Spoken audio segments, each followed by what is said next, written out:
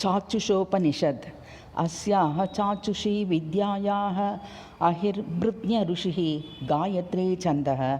सूर्यो देवता चक्षुरोगानिवृत्तये जपे विनियोगः। ॐ चक्षुश्च चुच्चश्चुः तेजः स्थितो भव। मां पाहि पाहि त्वरितं चक्षुरोगान् शमय शमय। मम जातरूपं तेजो दशय दर्शय। यथाहम् अन्धो न स्यां तथा कल्पय कल्पय।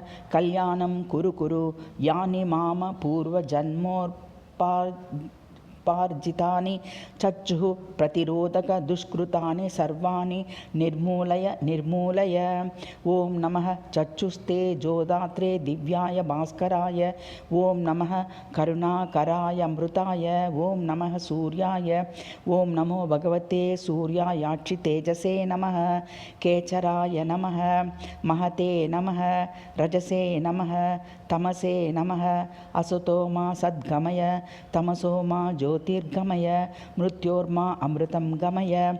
विष्णो भगवान् शुचिरूपः हंसो भगवान् शुचिरप्रतिरूपः।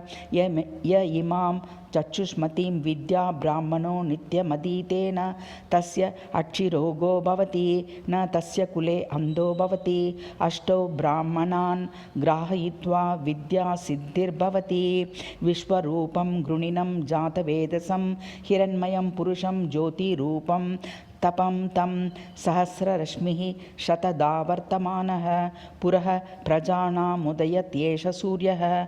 ॐ नमो भगवते आदित्याय अक्षि तेजसे अहो वाहिनी वाहिनी स्वाहा।